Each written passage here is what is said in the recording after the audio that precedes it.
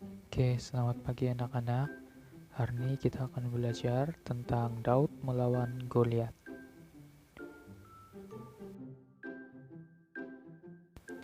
Di padang rumput berdekatan Bethlehem, Daud menjaga domba-domba ayahnya. Tetapi bukankah dia sudah diurapi menjadi raja baru di Israel? Masanya belum tiba lagi. Saul masih memerintah sebagai raja. Daud harus belajar menunggu. Tetapi dalam masa penantian ini, Allah mempersiapkan dia untuk bertindak. Allah mengajar dia untuk taat bila seekor binatang buas menyerang domba-dombanya. Daud menggunakan tarbil untuk menghalaunya. Semakin hari dia semakin mahir menepati sasarannya. Pernah sekali seekor singa menghampiri salah seekor dombanya dan menerkamnya. Daud mengejar singa itu dan menyelamatkan dombanya daripada mulut singa. Kemudian dia membunuh singa itu dengan tangannya sendiri. Hal yang sama terjadi kepada seekor beruang. Daud tidak pernah berpikir, hanya seekor domba, tak mengapa. Dia merupakan gembala domba-dombanya, jadi dia perlu melindungi mereka. Kadang-kadang Daud duduk berpikir, Allah telah memilih aku, seorang gembala, anak yang bongsu, untuk menjadi raja yang memerintah Israel pada suatu hari nanti. Betapa baiknya Allah. Daud duduk sambil mengambil serulingnya dan menyanyikan lagu-lagu yang ditulisnya tentang Allah sebagai gembalanya. Tidak ada seorang di sekeliling untuk mendengarkannya, hanya Allah dan domba-dombanya yang sedang meragut rumput. Pada suatu petang, bila Daud pulang ke rumah, bapaknya berkata kepada dia, "Daud, abang-abang kamu sudah ditugaskan untuk berkhidmat sebagai askar dalam tentara raja." Saul, "Aku tidak mendengar sebarang berita daripada mereka sejak mereka pergi.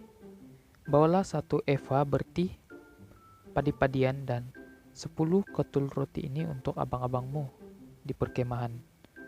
Bawa juga 10 potong keju ini untuk pemimpin pasukan 1.000.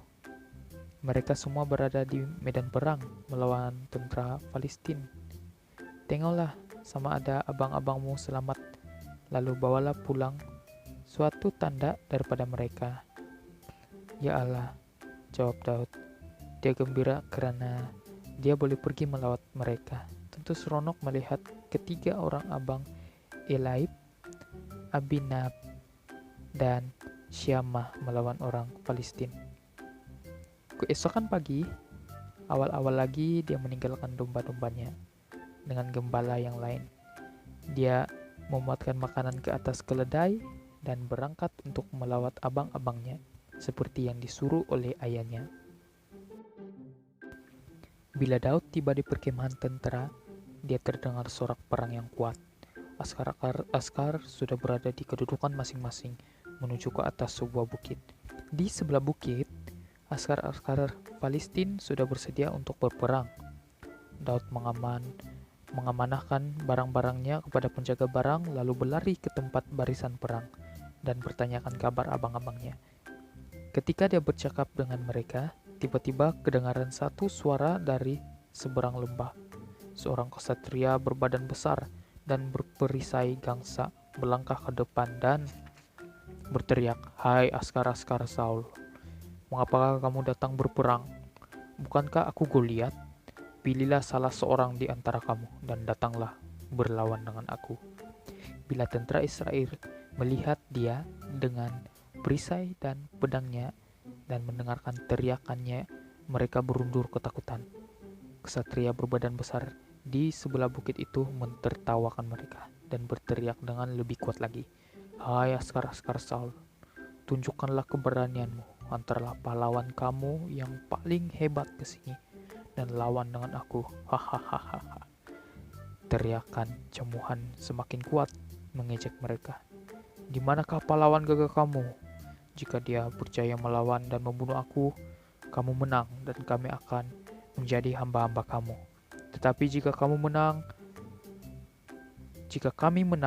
kamu akan menjadi hamba orang Palestina."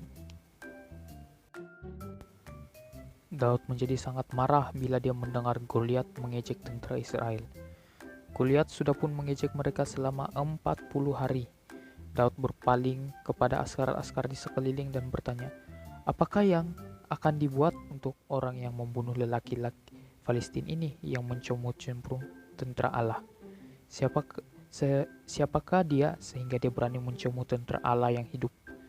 Raja akan menganugerahi orang yang dapat membunuhnya dengan kekayaan yang besar. Kepadanya akan dikaruniakan puteri baginda dan keluarganya akan dibebaskan daripada membayar cukai di Israel, kata askar-askar itu. Bila Eliab, abang Daud yang paling tua mendengar perkataannya dan askar-askar itu, dia menjadi sangat marah. Dia memarahi Daud dan berkata, mengapakah kamu datang kemari? Kepada siapakah kau amanahkan kawanan domba yang sedikit itu di gurun?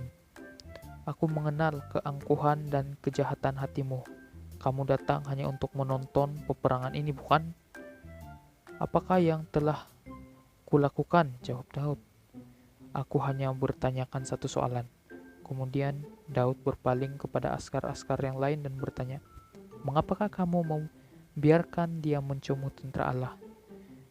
Dia harus ditunjukkan bahwa Tuhan Israel adalah Allah yang hidup dan maha kuasa.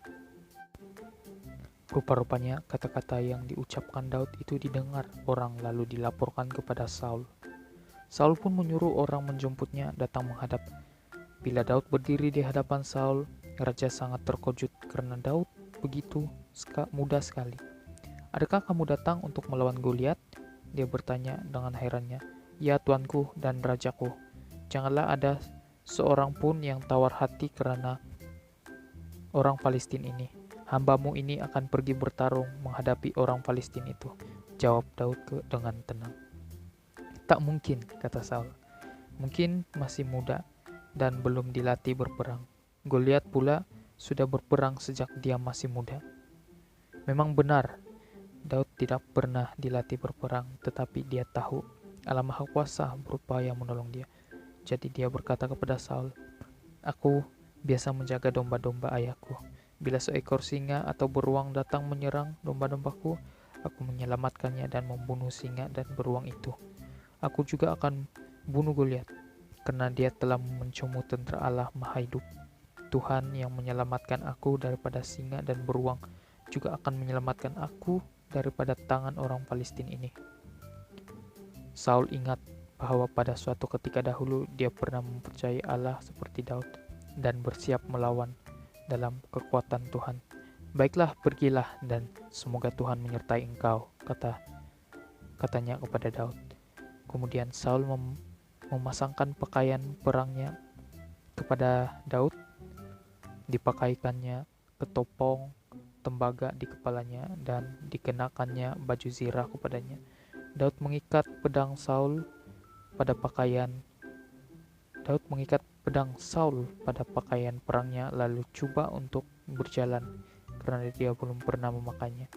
Tetapi dia tidak dapat berjalan, dia hampir-hampir jatuh karena pakaian perang terlalu berat baginya. Dengan cepat dia menanggalkan pedang, ketopong, perisai, dan baju zirah. Dia akan pergi melawan tanpa semuanya itu, hanya sebagai seorang gembala dengan senjata gembalanya, sebatang tongkatnya dan tarbilnya. Daud turun ke lembah dan memungut beberapa butir anak batu yang licin dari sungai, dan dimasukkan ke dalam kantongnya. Kemudian dia mulai menaiki bukit. Bila Goliat melihat bahwa Daud hanya seorang anak muda tanpa berpakaian perisai, dia tertawa mengejek. Dia juga merasa tersinggung. Dia mahu berlawan dengan seorang askar kuat, bukan seorang anak gembala. Dengan marah dia menjerit kepada Daud, apakah aku ini anjing sehingga engkau datang dengan membawa tongkat? Goliat mengetuk Daud demi dewa-dewanya.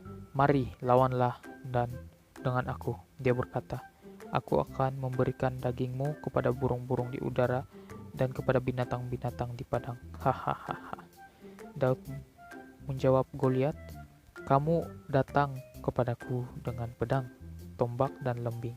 Tetapi aku datang kepadamu dengan nama Tuhan alam semesta, yaitu Allah barisan perang orang Israel yang kau cemooh itu. Pada hari ini juga Tuhan akan menyerahkan engkau ke dalam tanganku. Aku akan menumpaskanmu dan memenggal kepalamu. Pada hari ini juga akan kuberikan bangkai pasukan Palestina kepada burung-burung di udara dan binatang-binatang di bumi. Dengan demikian seluruh bumi akan tahu bahwa ada Allah di Israel, dan seluruh jemaah ini akan tahu bahwa Tuhan tidak menyelamatkan dengan pedang dan tombak, karena peperangan ini sememangnya milik Tuhan, dan Dia akan menyerahkan kamu ke dalam tangan kami. Itu merupakan satu kenyataan yang berani. Daud memberitahu Goliat bahwa kekuatannya datang dari Tuhan. Dengan marah Goliat berjalan menuju Daud, dan Daud berlari ke arahnya. Dia mengambil sebutir anak batu dari kantongnya lalu melontarkannya dengan tarbilnya. Batu itu tepat mengenai dahi Goliat dan terbenam di dalam dahinya. Dia rebah menyembam tanah. Darah mengalir daripada kepalanya. Daud dengan cepat berlari kepada Goliat. Diambilnya pedang Goliat dan memenggal kepalanya. Bila orang Palestina melihat bahwa Goliat telah ditumpaskan, mereka berpaling dan melarikan diri. Dan segera askar-askar Israel tampil dengan sorak perang mereka dan mengejar orang Palestina sehingga ke gerbang kota mereka. Mereka berperang dengan askar-askar musuh. Mereka berjaya membunuh musuh dengan pedang mereka. Pada hari itu, tentara Israel memperolehi kemenangan besar. Mereka sadar bahwa Allah tidak menyelamatkan mereka melalui pedang atau lembing, seperti kata Daud kepada Goliat. Allah menyelamatkan mereka melalui kuasanya sendiri.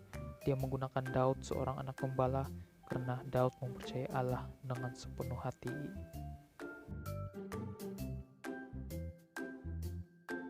Oke, kesimpulannya adik-adik, dalam pelajaran hari ini kita dapat tahu bahwa kita mesti percaya sungguh-sungguh kepada Tuhan, karena Tuhan kita maha kuasa. Amin. Jadi sampai sini aja pelajaran kita. Sekian dan terima kasih. Bye-bye.